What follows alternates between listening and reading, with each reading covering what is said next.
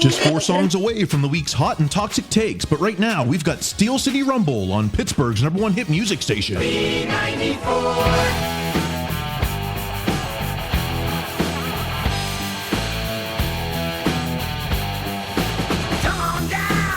City's ground, we're gonna get that golden sound with fresh new kicks straight in the mix, and rookies feel that steel thrill.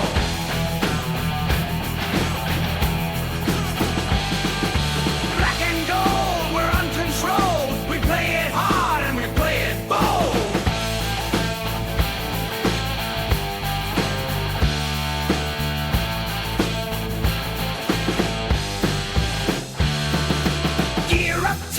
Steel town fight, new blood rising, lighting up the night. It's a hot steel forge and it's burning bright. Hey, you stars, shine with steel light.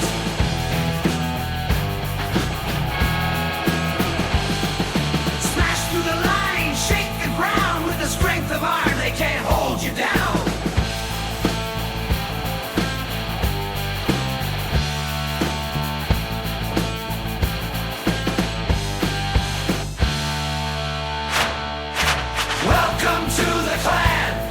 It's a brotherhood of steel.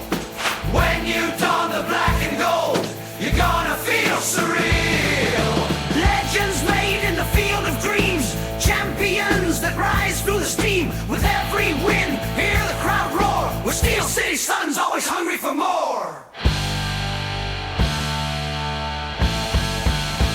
B94, Pittsburgh's #1 hit music station, with the official 90 forecast from Dennis Bowman and the weather outside. Might want some extra sunscreen if you're heading to the cathedral. High of 84 today, 81 tomorrow, rain on Saturday. The hits roll on WBZZ Pittsburgh, where the music never stops more than twice an hour. B94. We ain't playing games, yo, we drafting the slay. Yeah. Chosen one stepping up tonight, black and gold. New blood ready to ignite, faithful crowd. Crush them other teams that be in our path, baby. Show them why this draft's in the Hall of Fame, baby. Yeah. Steel City rising, here to steel chain sway.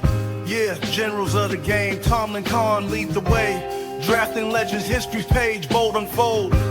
Hallowed halls of weight, tales of black and gold. I'm saying, boys, carve your names with the steel curtains blade. Baby, I'm saying, boys, in the Hall of Fame, you're the greatest made. Baby, yeah.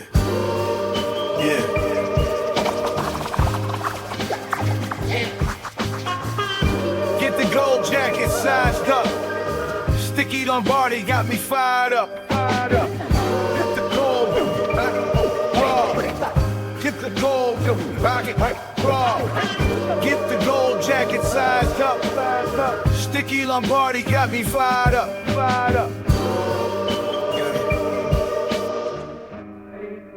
Steel Draft Supreme on B94, Pittsburgh's #1 hit music station, and we're looking for caller number 10. 333-9494. You'll get VIP passes to the Todd Haley meet and greet at Tequila Cowboy on the North Shore. We've got your throwback now at Pittsburgh's #1 hit music station. B94. Join the ranks of Steelers pride. With talent grand, he can't be tamed. New chapter calls, he'll ride that way. And all in Pittsburgh cheer his name. Let Russ cook, oh let him soar. Through skies of black and gold he'll roll. The Chappie told.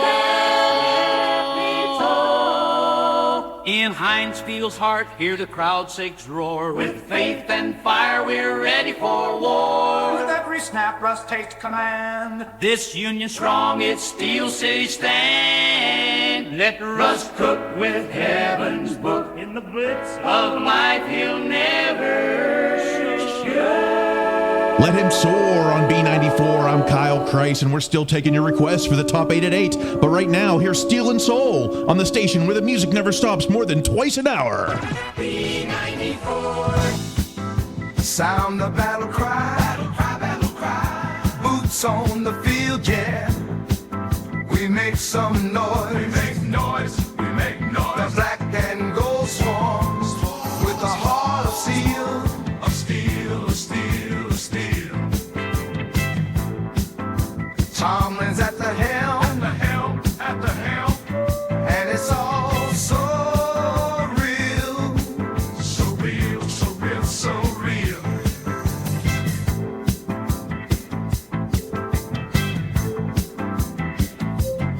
Cause I'm watching. And I'm leading. And I'm winning.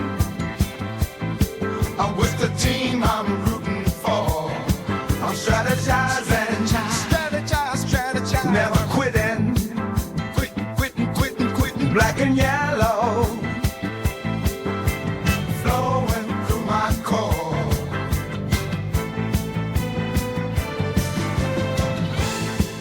Cause it's crunch time. And the steel curtain. Whoa. Curtain. We blitzing. With the force, we're bringing more. I'm commanding. Steel spine vision. Steel city. Pumping in my soul.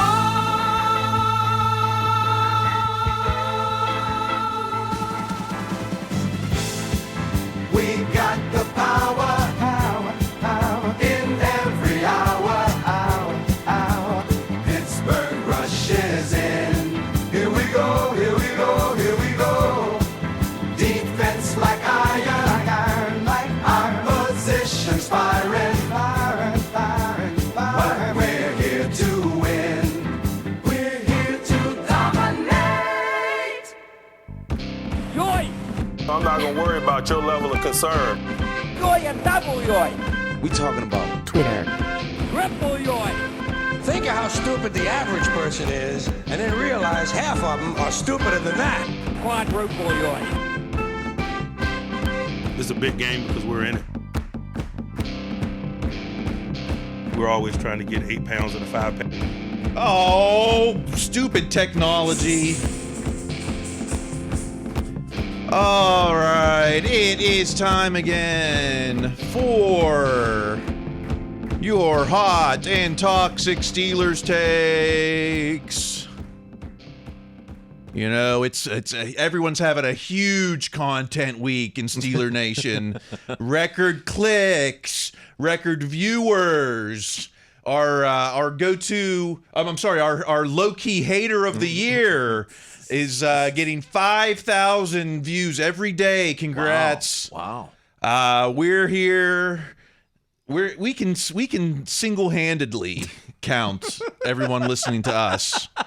Single-handedly, and I think we could text most of them, if not all of them, too. I can text them. I can just yell across the room, I think.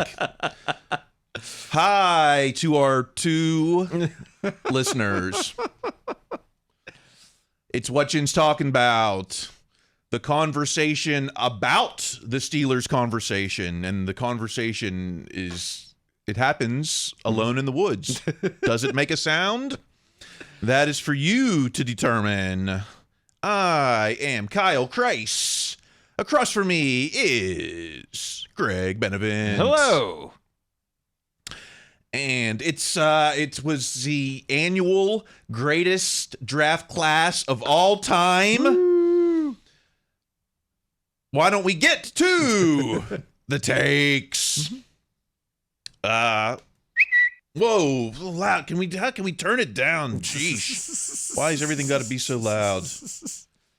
Let's start, instead of the takes, let's start with the draft grades. Hey. You wanted to know, you were somehow able to ignore all of mock draft season. Mm-hmm. You were somehow able to, you were busy during the draft itself. You might have been at the Sick New World Festival watching System of a Down. But wow, you wanted to get the grade at the end. Just give me the grade at the end. Mm-hmm. We've got them. I remember there used to just be one grade. I think it was just like Mel Kiper gave the grade. Yes, that was a long time ago. But yeah, there was one dude grading, one grade. Now everyone has the grade. It's even a report card. If you can just everyone gives a grade. So let's see. We've got the overall draft grades. I should have made a graphic for this. No, you did fine. You did fine.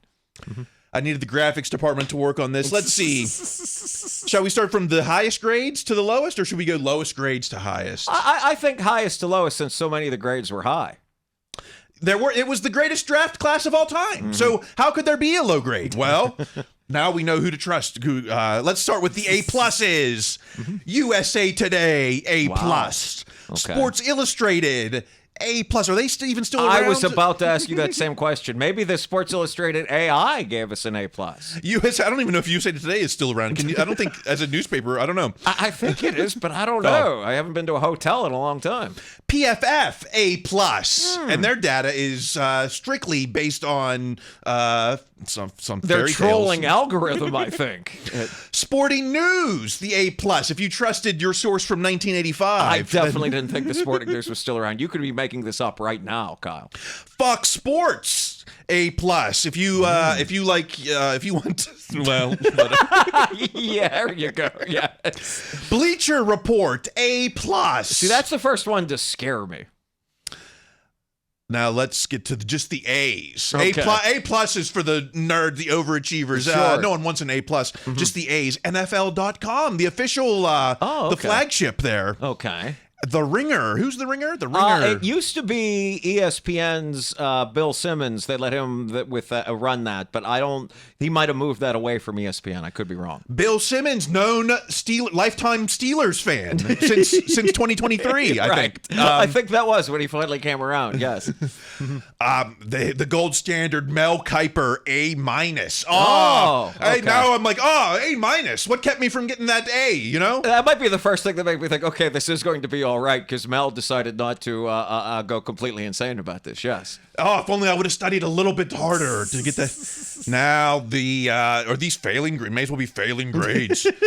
CBS Sports B plus. Oh, okay. And the Washington Post with a B. I didn't even, why are they issuing a draft grade? I mean, that seems weird. Did the Post-Gazette give a letter grade to the Commanders draft? I think the Post-Gazette declined to weigh in with a grade Okay, here. well, one, good. That's the best thing I think the Post-Gazette has done in some time. But that is weird that the Washington Post is out, giving grades of other cities' sports teams' drafts. Meanwhile, wasn't last year? I thought last year was the greatest draft of all time for the Steelers. It was wasn't pretty good. I remember everyone just flipping out over that. This was somehow even better. We basically had 2 first-round picks last season. So, right. But this season, everyone thinking this is the greatest draft. I don't know.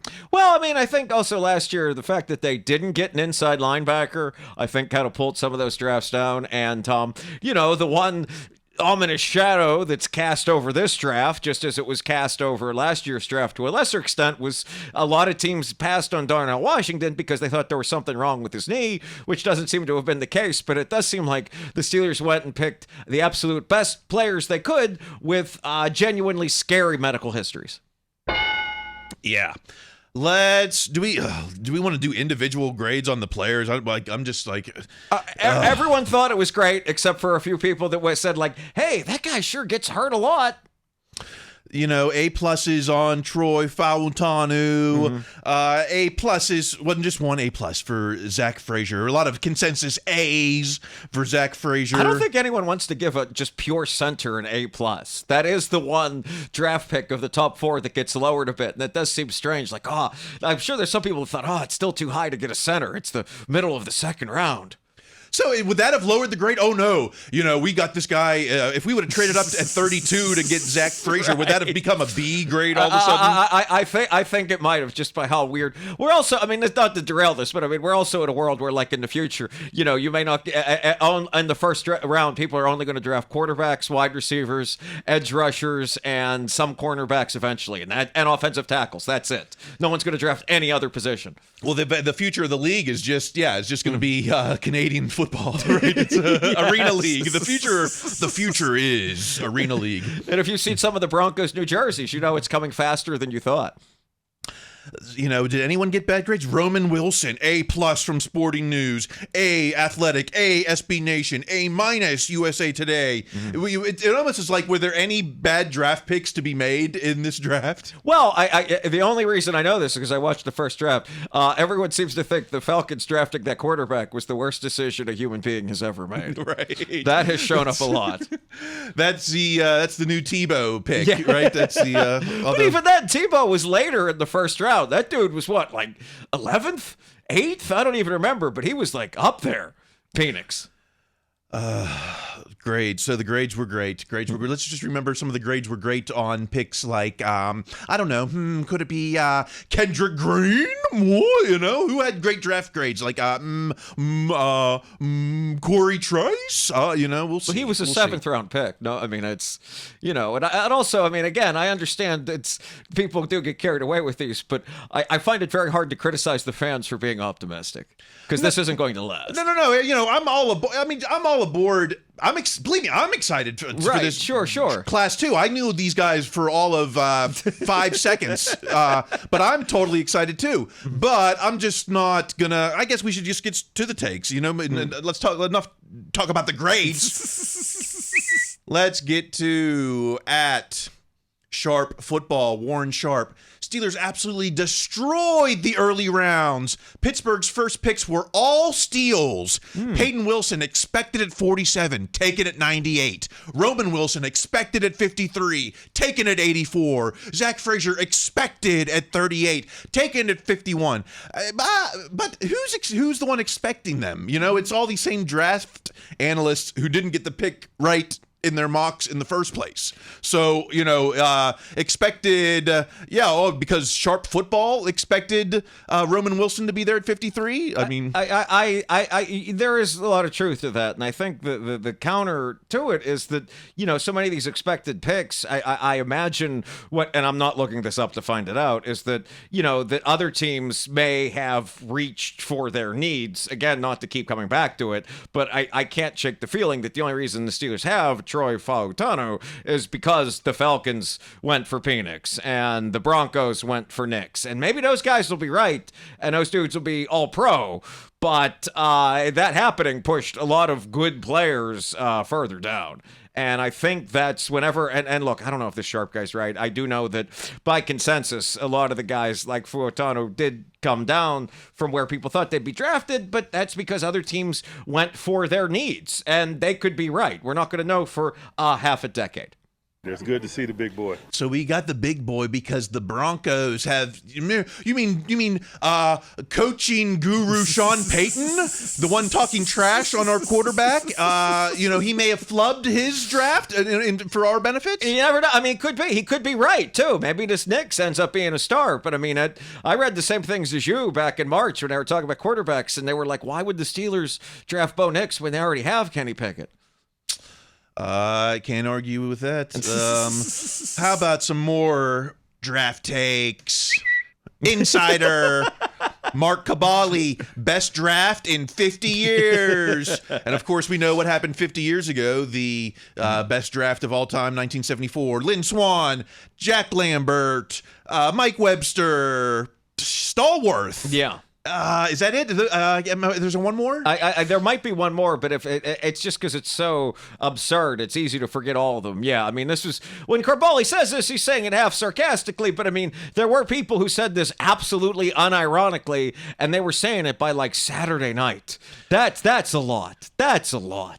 Yeah, I mean, what, the best draft class since last year? I already said that, but let's be frank.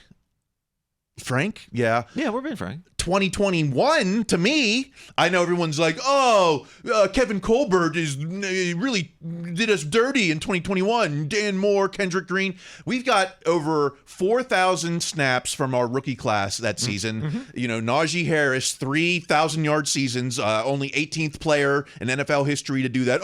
He had 18 games. It doesn't matter. It still counts. Pat Freiermuth, 2 60-catch seasons before injuries this third season. Kendrick Green, who's like, biggest bust of all time, still started as a rookie who hadn't played in that position. Very brave thing for him, despite what you might think of the outcome. We still made it to the playoffs that season. And Dan Moore Jr., only 49 starts at left tackle from a 4th-round pick. To me, that is the kind of rookie class that the standard, I'm not saying it's the best, I'm not saying it's a 74, but I'm saying 2021's rookie output is better than 74, is better than 23, is going to be, well, we'll see, but I'm going to predict going to be better than 24. Well, I think it's hard to say that 2021 was better than 2023. I mean, it's, Broderick Jones was starting, and as soon as he did, the run game was much better. Joey Porter Jr. was playing at a Pro Bowl level by the end. Keanu Benton was strong defensive line. But, I mean, it's the problems with Kendrick Green and Dan Moore, maybe in retrospect, aren't necessarily that they were drafted. It's that they had to play immediately, that they were thrust into the position, whereas hopefully some of these guys don't necessarily have to start, although Zach Frazier is, Troy Fautanu probably is, Roman Wilson is probably going to be the third receiver, and hopefully that Peyton Wilson's going to spend plenty of time on special teams, but probably going to start too, unfortunately, depending on what happens to Cole Holcomb. But yeah, it's also the other thing that I think speaks well for the 2021 draft class is that because of picks which have been much maligned, you mentioned Najee and Freiermuth, that made it possible to draft these guys. Because, I mean, yes, the Steelers need to replenish the offensive line, and certainly, but you can do that now because you have those flashy pieces. You have the ready-to-go running back. You have the tight end who's a threat on any down. This draft and that one work complementarily. This 2021 was the prequel. You couldn't have Avengers Endgame without Infinity Gauntlet, and I think that's what you're trying to say. If I heard you correct, I think that's a very good analogy. That's exactly right. Yes. All right, so if Kabali is a little too, let's try to simmer down. Let's get a more grounded take from a wise man at the Pony Express, Andrew Filipponi. Okay, maybe not best in 50 years. How about this? Troy Fautanu, Pro Bowl caliber tackle. Zach Frazier, Pro Bowl caliber center. Roman Wilson, starting wideout. Peyton Wilson, starting linebacker. Right? No lies given, right? Sounds good to me. The only one I'm a little unsure about, I think, is the Pro Bowl caliber center right now. I mean, that kid's going to start, and he's going to play as many snaps as he can at Zach Frazier, but the rest of it sounds right. I mean, again, I hope Peyton Wilson doesn't have to start, or if he does start, it's because he beat out a hopefully healthy Cole Holcomb in a competition. I saw Cole Holcomb randomly posted a picture on Instagram of him laying on his couch with his dog this weekend, and that's as far as I know about his rehab. Hopefully it's going well, but I think a lot of people have read into the Peyton Wilson draft pick to say that Cole's health recovery isn't going all that great, but I don't know. It might have been, this really was the best player on their board at the time. I mean, it's your second, third round pick. If there's ever a time to just go with the board and not your need, that was it. Everything hurts. Well, let me be, I mean, maybe we'll get to it. Well, let me just be the voice of a contrary. I don't want to be a contrarian. Let me just say this. Don't be completely surprised if Fautanu is on the Broderick Jones plan, right, and that's not impossible. Might take a month, might take hell-raising season before we see him. Especially if he might be the swing tackle in a situation where Dan Moore can't play right tackle. Right, or maybe we'll make up that Dan Moore said something mean or insulting like Chooks did after the Jags game, and then we can put Troy in there. I'm not willing to say Roman Wilson is a year one starting wideout. I think he's the third wide receiver. I think he can beat out, because he doesn't have to beat out George. He has to beat Quez Watkins and other guys that I think he can beat Calvin Austin. I'm willing to say he can do that. I'm I'm not surprised by that. I'm just looking historically, third round wideouts, not necessarily quick to get into the line. Juju might be an exception, but even, obviously AB, Emmanuel Sanders, Martavius Bryant, Sammy, I don't know. I think they had more receivers then, though. I think they had, those guys had True. to compete with somebody. Roman kind of doesn't until this mystical receiver that Bryant McFadden keeps telling us is coming shows up. And even then, but you're right. In the past, absolutely. Steelers receivers, even ones with high pedigree such as Wilson, ones with higher pedigree than Wilson, have not come in until later in the season. And Peyton Wilson starting, love to see it. But like you said, we've got Steve McQueen, we've got Patrick Queen, we've got. What's the deal with the Landon Roberts? Landon Roberts is fine. If they're playing a 4-3 front, I know Landon Roberts is fine. I know they don't like to have him out there on passing downs, but hey, he did a fine job late in the season last year when there was no one else to play inside linebacker. But it's if nothing else, Peyton Wilson may not start as linebacker, but wow, is he going to start on special teams? Oh yeah, this I don't want to play two bones one dog in May, but Mark Robinson, wouldn't you want to bring back Kwan Alexander and let Mark walk? I don't know. That's how I would love to see that room. That's not crazy either. Okay, we're going so long on stuff that's a week old. Let's move on to. Let's get an even more ration take, or is it at Pittsburgh Sport? Steelers takeaways, known Tomlin hater. Steelers hit on all needs except slot and D-line. I think this was during day 2 of the draft. There could easily be 3 rookie starters first game of the season. Is it 2021? We had 4 rookie starters. Well, I don't know if Pat was a week 1 starter. We had 3 though. And Trey Norwood might have even started. That was sort of the thing I was thinking about, the slot cornerback. They could definitely, one of these undrafted guys or someone else could sneak in like Trey Norwood did in that game. Are you seeing 3 rookie starters on this squad here in May? I wouldn't want to bet on it, but it's certainly very possible, because it could be that Troy is simply too talented and beats out Dan Moore for the starting job in training camp. It's not in the way that Pouncey did a generation ago, but it's certainly not the likeliest outcome, but it's far from impossible. It's a less than 0%, as I think the stats guys say. Is there anything to say about this quickly? How about at Zachary Smith PGH? Zachary Smith, Pickens to Pickens out. Wilson to Wilson in. Will we see Wilson to Wilson in 24? Oh, yeah. We will, you think? Yes. Oh, absolutely. It's Roman Wilson's going to play a lot. He's going to be the 3rd receiver. At the minimum, he's going to be the 4th receiver. He's going to play plenty. Do we need to worry about our other quick guy? Why can't I think I'm already Calvin forgetting Austin, his name. Calvin Austin. It's Roman Wilson is real competition for him. I think there's enough room in a wide receiver room that's pretty empty for one guy to be the 3 and one to be the 4. But Calvin Austin, you'll notice when the Steelers went on that offensive surge in the last month of the season last year with Mason, that wasn't a lot of Calvin Austin in there. I think he had the one handoff touchdown or something, but yeah, so this is very much it's time for you to do this, Calvin. It's time. You can't argue with that. Where's the ding? It's your time. You were invited, Calvin, to the rookie camp here in Cali. Right. You and Pickett and Pickens, and I think you were the only 4th rounder to get invited. So it's time for you to earn your spotlight. Let's one last thing before we get to the halftime, because we're always running long. At MDrizzy22, Melissa, Russ and Wilson, Justin Fields are going to have all the time in the world. Najee and Jalen are going to be able to find and hit those gaps. GP is going to have time to get down the field. Fans have waited years for this.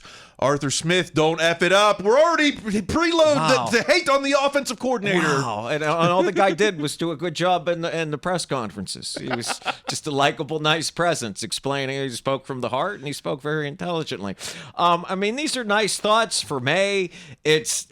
Any offensive line is going to take a minute to gel, especially one that could have up to 2 rookies on it and is almost assuredly going to have at least one. It's going to the offense in September. I mean, you want to start preloading takes. Start preloading the nothing has changed on this offense in September when it takes them a minute to get things going, since there's so many new pieces. I mean, it is literally starting from scratch. I think 10 new starters or something. Yeah, maybe? It's something absurd. I mean, it's almost like a college turnover. Like that was the graduating class, and these are the ascending juniors. But so start preloading 6. But none of this is impossible by what's homecoming in early October. I mean, any of this all really could come to pass. It's something nice to think, but do not let it get your expectations too high, a la last year's preseason. We want them to be fat and sassy and spoiled. Yeah, they are very spoiled. Let's keep in mind that at least historically, and even recently, I think maybe JPJ might be the exception, but we Steelers don't rely on rookie contributions. We're happy when it happens, Kendrick Bell, but before TJ Watt, there wasn't a week 1 starter at edge until from 1988. You have to go back to, it wasn't Woodley. It was certainly, Debo, of course. We know his story. These guys don't contribute necessarily always, as for Cam Hayward, Troy Polamalu. Yeah, they played, but you didn't know they were stars their rookie year. Right. And also those teams, this team needs contributions from its rookies very early on. This team isn't as deep as a lot of those ones you mentioned were. So this one is going to get Zach Frazier very early, and probably a lot of these other kids too. Well, are we going to sit in January and say the reason we finally won a playoff game is because of Zach Frazier, or is it going to be probably because of Russell Wilson? I like to think it's going to be some version of both of those things, but regardless of what happens, even if he hits the rookie wall, which is also very real when you start these rookies early on, I doubt it's going to be because Zach Frazier hiked it into the Mon or whatever was happening with Mason Cole by the end. Oh, I thought you were talking. I thought that was a Pouncey reference. I was like, dude, don't jinx him. No. We don't have to go back that far. We can go back to just last season, and that's a major reason why Mason Cole was cut pretty much as early as they could cut somebody. Let's get to the second half. We're going so long. We've got lots to talk about. Well, but this is so nice after all the mock drafts. Like, there's something to actually talk about. Of course we're going long. That's true, yeah. Coming up in the second half, is anyone unhappy about this draft? There are some, believe it or not. You mean in Steelers Nation? We found some unhappy people. Also, the things that I care about the, the size or the this or that or the mocks. No, but there were things about this draft that I cared about. We'll get to that. Some con season. I've got some Hall of Honor beef. What is there? Can we fit it all in? Coming up in the second half. Hey Kenny, how lucky are we, right? I know. I can't believe it. It's truly a dream come true. I know. I felt the same way back in the day. Do you have any advice for me? I would say have fun and really just savor every moment. After all, not everyone gets to be in a #1 Cochran commercial. It's a great picture. Nice beard, Ben. Thanks, bud. Stop by any #1 Cochran store or visit Cochran.com. Not bad, Kenny. Not bad at all.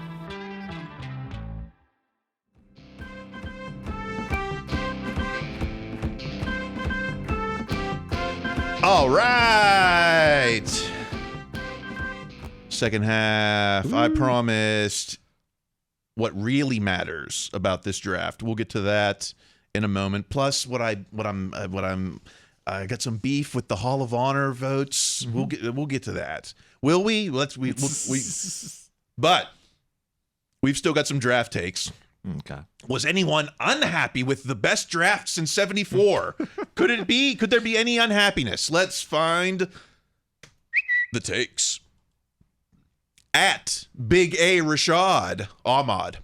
We passed on the top corners in the draft to get the 5th offensive tackle, and not only that, we continue to misuse Broderick Jones at right tackle.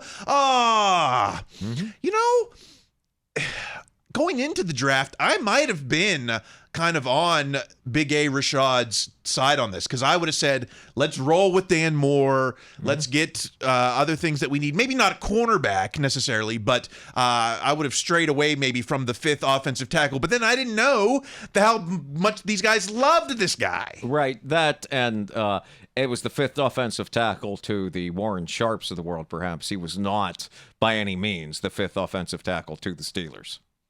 Yeah, they said that you could hear in the background someone say in the 7th out of 7th guy overall. Out of all the players, and that they had him ahead of Latham, and they might have had him ahead of Fuaga, and that they had him as the 7th overall player in the draft. Sounds like a win. Right, but I mean, they were only ever going to go corner or tackle in the first. I really don't think they wanted to draft that Graham Barton guy, and I don't think they wanted to trade down. If they had drafted corner, then they would have had. And then it's like, well, what are we doing with this? I mean, can we trade Dante Jackson for something else? Because even if they did believe in Dan Moore, and they've been trying to replace him for a minute now, clearly, is you'd still need another offensive tackle just as a backup. You lost one in Chooks, you want to get one back. Yeah. So it was always going to be corner or offensive tackle, or I mean, I guess they could have gone wide receiver, but geez, you just keep drafting them. I wouldn't have even done corner. That'll be the last time that I address it. Okay, thanks. This isn't necessarily a sad take. We kind of already talked about this. At Jim Wexel, I put Fautanu at left tackle too. I mean, at least to start the season, I wouldn't be mad at that, especially during camp. Let's put to use the parlance of our times, I'm going to put Dan Moore in the pole position this camp. Yeah, I forget why. It's like Dan Moore can only Broderick can play both of the positions, but Dan Moore can only play one. So you have to put Dan Moore at the one he can play as while you're teaching the kid. But it's what gets weirder about this, and this is something they are going to have to figure out, is that, Fautanu played left tackle in college, but he did it for a left-handed quarterback, which would be the equivalent of playing right tackle for a right-handed quarterback. And when I heard that, I'm like, I don't want to have to think about this anymore. And I think Chuk said it's switching positions is like wiping the bum with your other hand, which someone who separated their shoulder I can attest that might be the hardest thing I've ever done. And that is part of the clever wit that got Chooks on the way out of the starting lineup, unfortunately. That's a good line. Maybe, was he too witty? Maybe that was it. That might have been it. Because clearly Chooks is a pretty intelligent guy that has a pretty good sense of humor about him. So, I mean, that's, because basically wasn't that the comment we heard later on? It was like, why don't we just punt now, when he was walking to the huddle or something? All right, how about someone who is not happy with our wideout at Andre B1960964. Andre B. Con made a horrible pick. Who are we talking about? Roman Wilson. Roman Wilson is mid, and he has that Chase Claypool poop talking issue.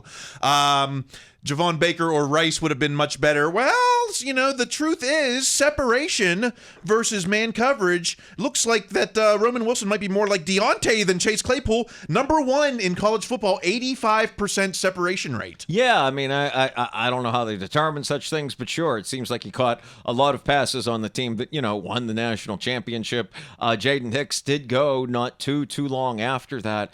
It's...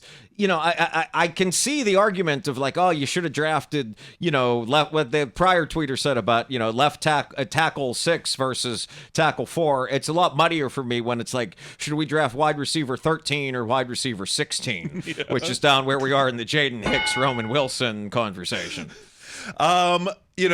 Tomlin likes him because he's a Michigan guy. He loves the big school guys. And this guy can't shut up about how much he loves blocking. He even made that personal rhyme about it. So, I mean, I do see the appeal of such a performer. All right. I'm not going to judge. But how about the linebacker at Alex Kozora? 22 NFL teams believe Steelers linebacker Peyton Wilson is a one-contract player due to his scary medicals. He also does not have one of his ACLs. I thought that was the scary medicals. Right. You mean there's something else? Right, exactly. Right, exactly. There's all these other scary medicals beyond the fact that an ACL just isn't in his body. The two things about this which I did not know at first was that for all this talk of scary medicals, well, the guy played each game of the last last 2 years. He's been fine for the last 2 years. That's different. And two, he's a one-contract player who you got at the end of the third round. How many guys at the end of the third round play these lengthy careers? It's Hines Ward and it. That's right, it. Yes, exactly right. I swear. I mean, you mentioned a lot of great players the Steelers got in the third round. They weren't here for 10, 11 years. Yeah, one contract player, it sounds like. An NFL player. Deontay Johnson was barely a year or two more than that. I mean, he was a 1+ contract player. He wasn't like, several contracts. Juju wasn't even I mean, for Pittsburgh at least. Yeah. Right. And Juju went a whole round earlier. So, I mean, it's, Martavis. I mean, yeah, so that's that one contract player thing to me. It's like, right. That's why 22 NFL teams are picking a guy in the third round thinking we're going to have him for 5 years. Sure. Yeah, so let's see. In 2029, this doesn't sound like a good pick. Let's trade out. Right, when all of us could be fired because this guy didn't perform in the first 3 years. Yeah, 2029, we're all going to be playing in Rio de Janeiro. But okay. Anyone else unhappy with this draft? How about at Ben Anderson 58?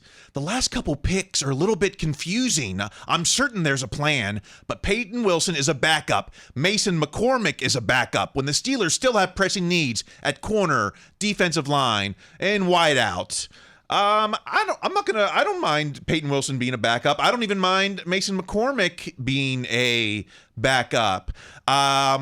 Is there a point, though, that we still really haven't addressed some of these other positions? Yeah, I mean, they could certainly use another Keanu Benton. They could certainly use an experienced slot corner, although it seems like they're going to give guys like the kid from West Virginia a shot and lots of other folks, and they could always call Pat Pete to just, I guess, get out of bed, stretch, and be a slot cornerback. But if you're complaining about the last couple of picks, who are both A, developmental guys, B, in tremendous shape, and C, clearly if they have a path to the team on special teams, the tall defensive lineman that needs to put on weight, and apparently the shockingly physically gifted cornerback from Texas and Ohio State that did nothing in college. Yeah, those guys are going to contribute on teams pretty quick, so they have a path into the team. But yeah, I think the Mason McCormick pick is like, all right, is Kahn and Weidel saying, all right, we are never going to be in the position that the offensive line was, unfortunately, towards the end of Ben's career when all those guys went down at once and there was nothing to replace them. I think this is a way of the Steelers thinking, okay, we're not going to be able to get Daniels and Siamalu. Siamalu, who's even older than Daniels, maybe we don't want to have a guard in his early 30s that we'd have to spend the big money for, so let's get this guy now. I mean, that's the way the team used to draft in the 90s at, like, edge linebacker. I don't want to, I hate to already put the jinx in, but, yeah, there is a thinness at guard. If either of those guys go down, you're going to Nate Herbig, Spencer Anderson, right there. So I don't want to, we were worried about tackle. Now it's like, yeah, injure the tackles all you want. We got them. But the guard, I'm like, oh, no, we need the guard to stay healthy. Okay. Let's talk who got it right. We track all these mocks. We should give a little credit to who got it right because Fautanu was the 6th most mocked player in the mock draft. I'm stunned he was that high. Well, I mean, it was only 8, I think. Okay. So,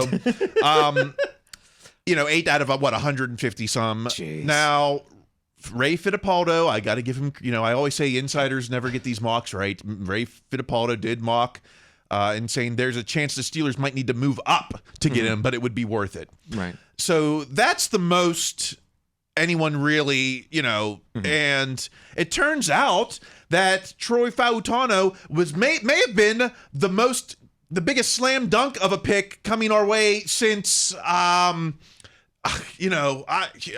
can't even name it because it turns out the thing that nobody reported on during all mock draft season. Right. At Amanda Gotze, newest Steeler, Troy Fautanu, on being drafted by his favorite team. How did we know? I'm so flabbergasted. 150 mocks, every different way to analyze it and predict and all this. Not one person said, oh, by the way, Troy Fautanu is a huge Steeler fan. His favorite player is Troy Polamalu. He almost went to USC. We've got the picture of him as a teenager in the jersey. We have his tweets. How did we have his tweet? How did we all miss this? How did everyone miss this? I think it goes back to they all thought he was really going to go higher. I mean, seriously, everyone seemed to think he was going to go much higher than this. I was stunned that you could find even 8 people that said he would go to the Steelers. But yeah, it's I chalk a lot of it up to that, or we would have heard more of this. But yes, I was surprised too when they picked him, and all of a sudden you started hearing about him as a running back in middle school with his 43, and you saw some of the tweets he didn't delete, or he might have deleted later. There was one where he's definitely yelling at a Ravens fan about like, we're going to dominate you this year or something, Gabe. He was yelling at Gabe, the Baltimore Ravens fan. Man, I can't. I've trained myself to hate. I have. That would have been the one fun thing to know about these players. Who's a Steeler fan, and they ask him all these questions at Senior Bowls and all these media events that lead to nothing. No one found out that he was they couldn't go to the tweets. Let's get to at Rick Fish 412, former fan of the year. Rick Fish, guy was out here tweeting inspirational stuff 3 years ago. The tweet before the Cleveland game, time to be great men. We don't have the tweets after the Cleveland game. No, we don't. Because you found he did sit down with his edges before the draft, and they showed him all his tweets and said, which of these do you want to delete? And these were the ones he chose not to delete. So there were probably some real gems in there of what has been lost to the sands of time. Which is a huge miss, and we're part. And I'll take the blame too, because if I would have uncovered this, then we could have been the heroes. We would have been the one putting daily content with 5,000 clicks. I worry that we have jinxed it. I mean, it's because if we had known this, we would have been rooting a lot harder. At least I would have been rooting a lot harder for him to be the offensive tackle they pick in the first round. I would have been living and dying with the Bengals taking Amarius Mims instead. Yeah, this was the JPJ pick of this year that no one knew. Right. That's exactly right.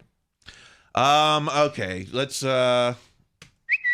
move on. Things I care about. At B Pryor, Brooke Pryor, find someone who looks at you the way Mike Tomlin and Art Rooney II look at their first round pick. Someone makes this joke every year. Well, but what I'm picking up on is Mike Tomlin with the formal sweatshirt. This is this is work appropriate sweat gear. I need to add this to my as someone who wears sweat. Yeah, no, it is nice, and even beyond the cross, the white collar very much implies like this is the Steelers priest outfit. Like it's a very sharp sweatshirt. It really is. I mean, it just has the little logo. It's probably $100 just for that little logo. Oh, at least. Oh, well, of course, don't forget the yellow Nike. swoosh on got the it left just shoulder.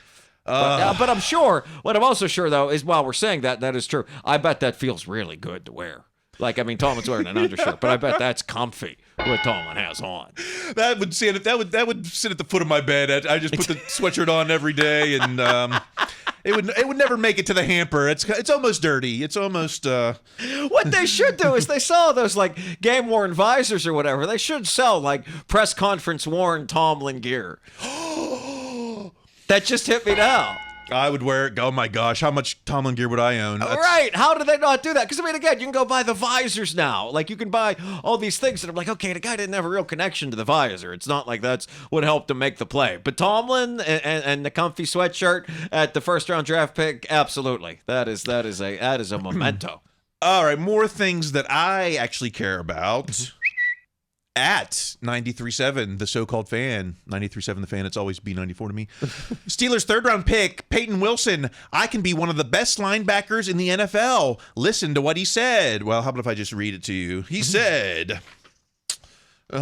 quote, Bill Cowher is one of my idols, an NC State legend, someone who lives life the right way as well, on and off the field, one of the best coaches to ever coach in the game. Yes, I want a Cowher guy on my team too. Yeah, half these guys on the team don't know Bill Cowher anymore, except as the guy on TV. Right, exactly. They know him from the Time Warner commercials, or maybe he comes on Sunday. I thought you were either going to play that quote about Cowher or the one where he said to when Cam was interviewing them at the draft thing, and he was like, "I want to go out there and rip people's heads off," and which apparently got a huge cheer from the crowd. So this Peyton Wilson guy, he seems to do everything. Another person that's like Cowher seems to do everything right on and off the field. So you're saying that maybe at Portersburg, out of all the new Steelers rookies, which jersey y'all getting? How about what jersey Yinz getting? Yes. Are you going? So you're saying maybe Porter Wilson?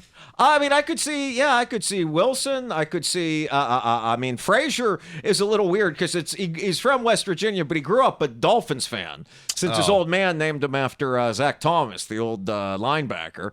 I don't know. I mean, there's somebody pointed out that I guess this, was it Mason made, the new Mason made put out on Twitter before he was drafted, a video of his own highlights set to Motley Crue. So that's going to be popular in Pittsburgh. But no, I could see, I don't know. I guess Wilson would be the one. But I think it also depends on, for me, what number they take. I mean, I'd prefer if they give a number of somebody. I would buy a jersey of someone that's a number that's like, that's a number. There was also a number of the player I liked from the past. Like I have a Casey Hampton jersey, and I like wearing that because it also means Vince Williams. Like, okay, all right. I might go. See, I'm going to go with Russ. I can't. If I'm going to buy a new jersey, it's got to be a Russ before any of these. And I'm not buying a Russ until we see Russ on the field. Right, so. Which is the right way to do things. I mean, I forget who made the comment. It might have been David Todd that said Russ has been the Pittsburgh Chamber of Commerce this weekend, welcoming everyone to the team on Twitter. Oh yeah, let's get to should we get to some of the Russ takes? I bought the Kenny Pickett Funko, so I have some. I have to think twice before I start buying merch. Just eliminate that one part in the 8, and I think you can get a 3 going. But yeah. Quickly, I don't want to talk much about con season. Let's get to this. I'm not into this. We'll go to @Mark Cabali. Give Omar Khan, Mike Tomlin, and the scouts a ton of credit, but this draft has Andy Weidel fingerprints over it. It's the same. We get the same thing from Hatchet 76918 Matthew Hatchet. I'm afraid Andy Weidel doesn't get the credit. Yeah, pardon me.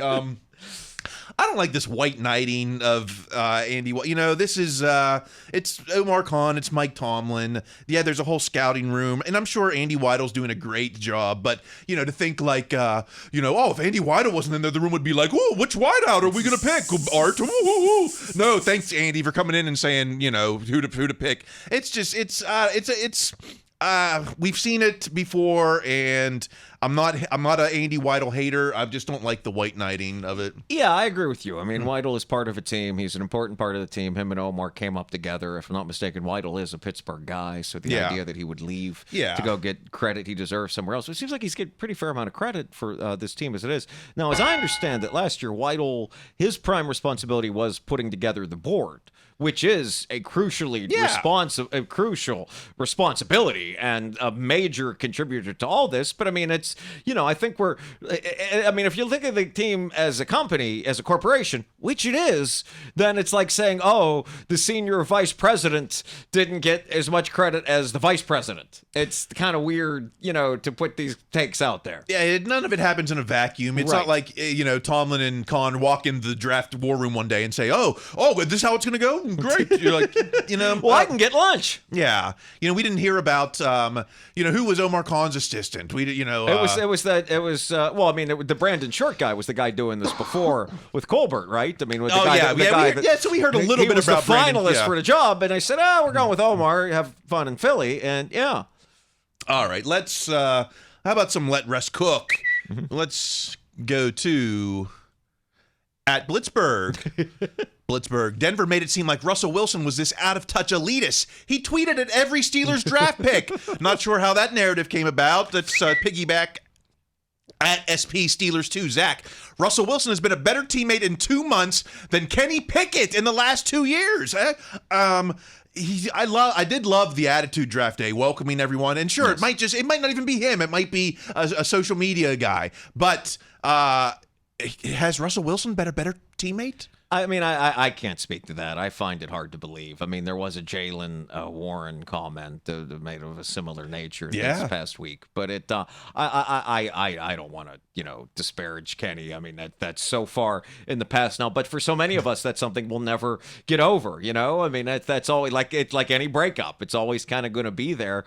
But I I mean, look, I also can't speak to what Russell was like in Denver, but maybe he came here and committed to, hey, let's be the best of everything we can be. But it seems like a good situation. It certainly is in Pittsburgh, and I do think that is Russell himself sending a kind message to the late 6th round draft pick, who he couldn't possibly know who this guy is, this corner that transferred from Ohio State to Texas, welcoming him to Pittsburgh. Who again, Russell's welcoming to Pittsburgh, and Russell's been in Pittsburgh, 6 weeks longer than him?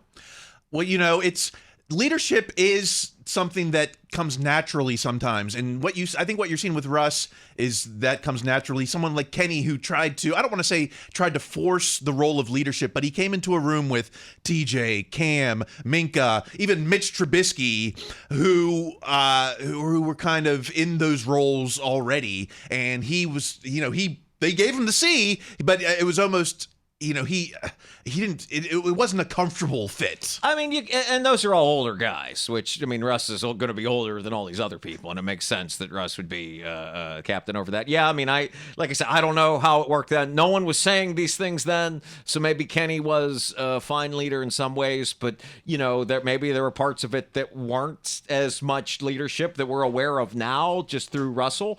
But yeah, and it's also and go back a little further. Maybe there were some. I mean, Ben wasn't tweeting at all the draft picks back in the day. Good point. And, good point. and that's not to say that leadership is just sending nice tweets. It certainly isn't. But it does look and seem nice. We'll see how it goes. Look, if Russ starts throwing interceptions, ain't nobody going to remember how nice he was to Mason McCormick on draft day. Whenever we're talking about Roman Wilson starting fights with Russell Wilson and they got to break it up. Oh. Right. All right, let's get the band on the field. No, that's not it. No, that's not it. The soothing sounds. Yes. Oh, yeah, no, the mock draft song is gone for another year. It has gone to sleep. It is in hibernation, baby. All right, some odds and ends. Starting with, look, the Hall of Honor nominations close on the 8th. Have you made your votes yet? I have not. I always forget that you can. You can vote for 3 candidates, but if I have a problem with it, it's that there are already selectable names entered in. You have to pick from a list of selectable names. Okay. Would you tell me the 3 you would pick here? You can tell me stop when we get to one that you would put out of this list. You can nominate 3. Oh. Gary Anderson, Charlie Batch, Plexico Burress, Ryan Clark, David DeCastro, Larry Foote, Ramon Foster, Frenchie Fuqua, Big Play Willie Gay, Roy Jarilla, Jason Gilden. I'd definitely put Gilden in. Gilden gets your first. I saw him play. Okay. Casey Hampton. Yeah. That's your second? Yeah. Oh, this is tough. Merrill Hodge, Chris Hoke, Santonio Holmes, Ernie Holmes, I Steel thought Curtain. He was already in. Oh. No, I guess not. Ray Jefferson, Dynasty era. Brett Kiesel, Levon Kirkland, Dick LeBeau. LeBeau's already in the Hall of Fame. How's he not in the thing? Okay. Well, there you go. Is that your third? I mean, I'm looking at the rest of the list, so I'm going to hold out. But LeBeau's already in the Hall of Fame, so I wouldn't say yes anyway, since he's already in the Hall of Fame. So I still got one left. Willie Parker, Joey Porter, Marquise Pouncey. That'd be my third, just because he should be in the Hall, and he's not going to because they never won a Super Bowl. Oh, wow. Okay, Pouncey before Porter. Yeah, I mean, it's so many of these other guys are going to get in. Porter's going to get in. Ike's going to get in. Wolfley's going to get in. LeBeau's going to get in. I imagine Kirkland would get in. Hodge, I kind of thought was in already. Santonio's a real conversation because it's such an amazing play, but it's, I don't know, otherwise. Who else is going to get in there? DeCastro is. And Batch and Gary Anderson are going to get in at some point. But, I mean, if I had to just pick 3, that's tough. That's really tough. Well, I went with Hampton as well. Mm-hmm.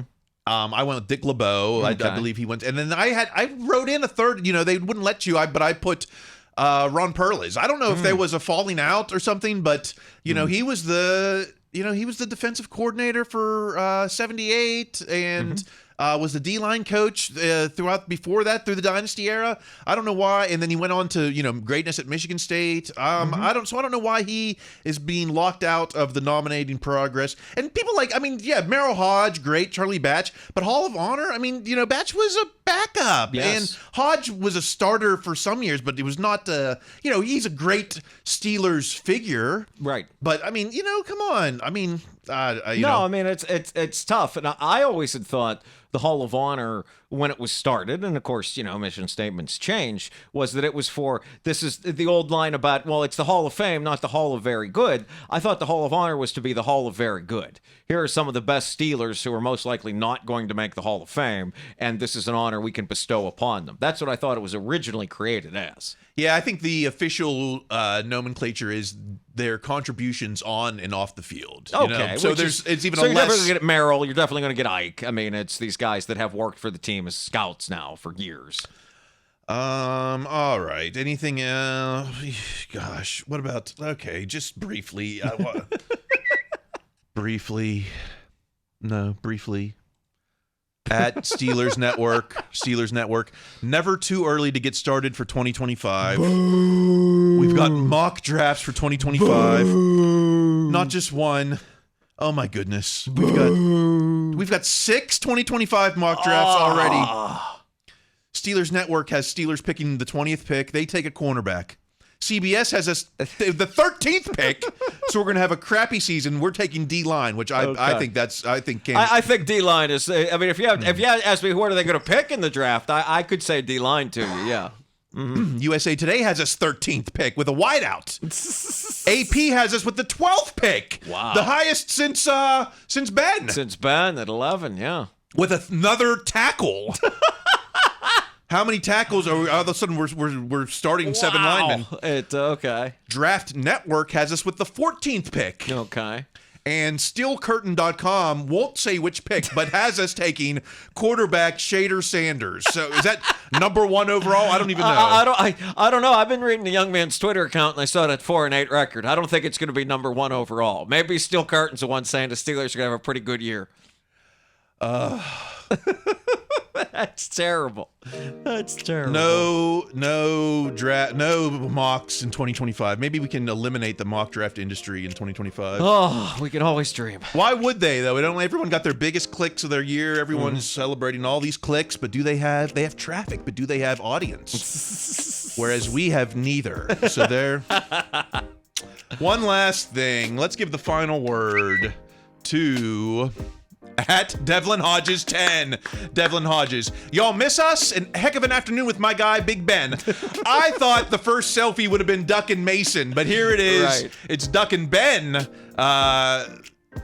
So looking good. The guys look good. They look happy. They look good. It's a beautiful day out on the golf course. This is the American dream. Just as Duck has kind of always been. Yeah, Duck. Ben has quit the podcasting industry. we should be on the links. I was going to say, but yeah, Ben Roethlisberger ahead of the curve in many ways. All right, so Ben and Duck 1, Duck and Mace 0. We're still waiting for the first Mace and Duck selfie, and we better not get a Kenny Mace before that. All right, I think that is what we've been talking about. Is it? That's what we've been talking about. Oh, thank goodness. All right, I've got. Heck, we don't have audience. That's fine. Let's see what I can do. I've got a copy of the Tomlin biography that I'm willing to give to someone who leaves both a iTunes review and how about a YouTube subscribe or comment or something. I don't know. I like it. If you want this Tomlin book, just send me proof of a iTunes comment and a second type of endorsement. I love it. And we'll send you the copy of the Tomlin book. And if you don't do that, then you get my Kenny Funko. So that's... Otherwise, you can find me on TikTok. I'm at Kyle Chrise. Greg, how about yourself? Oh, you can find me on Instagram at Greg Benevent, B as in boy, E-N-E, V as in Victor, E-N-T. Catch us at Flappers Comedy Club in Burbank every Saturday night. 7 and 9. 7 and 9. Or this week, also a 4:30. That's right. Yeah. All right, until next week when we hate our draft class. Keep listening to your coach. Be their best selves. That's going to be required. Stay in school.